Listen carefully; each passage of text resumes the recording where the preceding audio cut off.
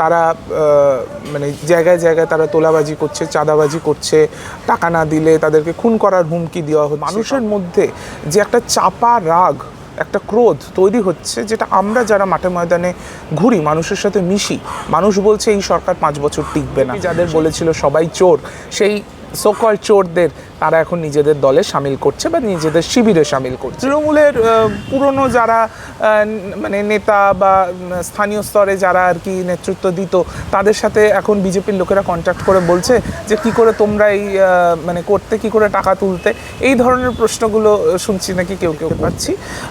একটার পর একটা মিউনিসিপ্যালিটি থেকে কাউন্সিলর্সদের রিজাইন করানো হচ্ছে, গ্রাম প্রধানরা রিজাইন করছে, তারপরে জেলা পরিষদ দখল তারা করছে।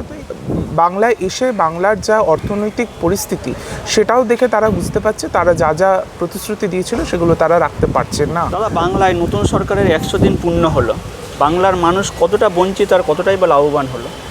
দেখুন, গত 100 দিনে আমরা যা দেখলাম, বাংলায় এই পরিবর্তন, সো-কল্ড পরিবর্তনের যে সরকার এসছে, তারা নিজেরা যা যা প্রতিশ্রুতি করেছিল, তাদের যেটা সংকল্পপত্র ছিল, সেখানে তারা যা যা প্রতিশ্রুতি করেছে তারা কোনোটাই তারা রাখতে পারেনি। বরঞ্চ মমতা বন্দ্যোপাধ্যায়ের আমলে বাংলায় মানুষ যেই পরিষেবাগুলো পেত বা যেই প্রকল্পগুলো বাংলায় চলতো, সেই প্রকল্প অনেক কটাই বর্তমান সরকার এসে বন্ধ করে দিয়েছে বা তার সেটাকে খুবই সীমিত করে দিয়েছে। এই যেই জিনিসটা, ধরুন আপনি স্বাস্থ্যসাথী বলুন আর লক্ষ্মীর ভাণ্ডার বলুন, এই দুটি প্রকল্পই ছিল ইউনিভার্সাল, অর্থাৎ সবাই এই প্রকল্পের আওতায় আসতেন এবং তার জন্য সেই কার্ডগুলো তাদেরকে কিন্তু ইন্ডিভিজুয়ালি দেওয়া হয়েছে এক একটা দুয়ারে সরকার ক্যাম্প করে, অর্থাৎ সরকার মানুষের দুয়ারে এসে মানুষকে পরিষেবা দিয়েছে। সেই জায়গা থেকে দাঁড়িয়ে মানুষ দেখছে একটার পর একটা তাদের যা যা তারা পেতেন তারা সরকারের থেকে, সেই পরিষেবাগুলো তারা পাচ্ছেন না।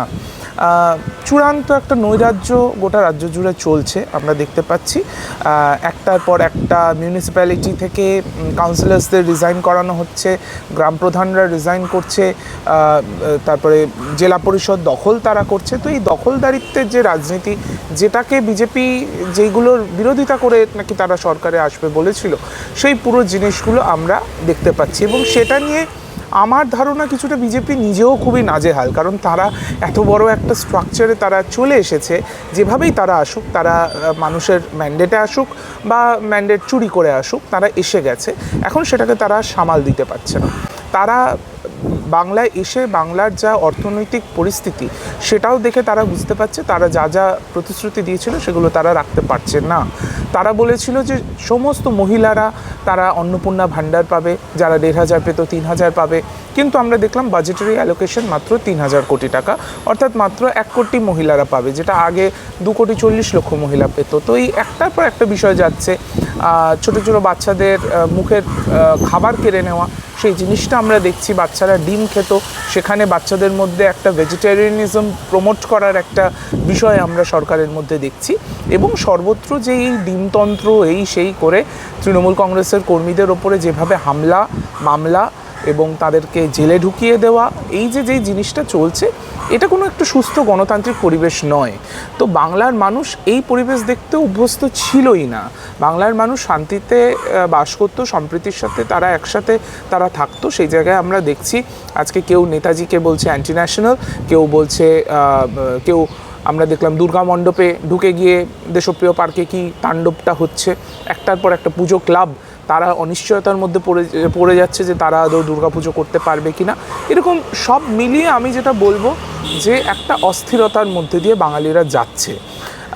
একই সাথে আমরা দেখছি যে তৃণমূল কংগ্রেস রাজ্যের যেটা প্রধান বিরোধী দল, এখনও অবধি 41% ভোট যে দল পেয়েছে, সেই দলকে ভাঙানোর কীরকম খেলায় বিজেপি মেতে উঠেছে। একদিকে এই বালিশাটা তৃণমূলের দল, আরেকদিকে আমরা দেখলাম যে এনসিপিআই তারা চলে যাচ্ছে বিজেপিতে। বিজেপি যাদের বলেছিল সবাই চোর, সেই সোকল চোরদের তারা এখন নিজেদের দলে সামিল করছে বা নিজেদের শিবিরে সামিল করছে। এই পুরো জিনিসটা থেকেই বোঝা যাচ্ছে যে বিজেপি যা যা বলে এসেছিল বাংলায়, সেটা তারা করে উঠতে পারছে না। বরঞ্চ মানুষের মধ্যে যে একটা চাপা রাগ, একটা ক্রোধ তৈরি হচ্ছে, যেটা আমরা যারা মাঠে ময়দানে ঘুরি, মানুষের সাথে মিশি, মানুষ বলছে এই সরকার 5 বছর টিকবে না, সেই জায়গা থেকে বোঝা যাচ্ছে এরকমটা কিন্তু আমরা দেখিনি। একটা নতুন যখন সরকার আসে, 15 বছর পরে একটা নতুন সরকার এসছে, মানুষ জেনারেলি খুশি থাকে, মানুষ একটা কিছুদিনের একটা স্বস্তির বাতাবরণ থাকে। সেই জায়গা থেকে মানুষের মধ্যে এই যে চাপা ক্রোধ, সেখান থেকে বোঝা যাচ্ছে যে এই ম্যান্ডেটটা আসলে মানুষের ম্যান্ডেট নয়। তারা সরকারে আসার আগে বলেছিল তৃণমূল সরকার দুর্নীতিতে জর্জরিত, আমাদের সরকার আসলে আমরা দুর্নীতিমুক্ত সরকার তৈরি করব, কিন্তু 100 দিনের মধ্যেই দেখা যাচ্ছে যে বহু তাদের কর্মীকে তারা নিজেরাই সাসপেন্ড করছে, ছাঁটাই করছে, কেননা দুর্নীতির সাথে জড়িয়ে পড়ছে বলে। মানে এমনকি তারা তো বুঝতেই পারছে না কারা তাদের কর্মী।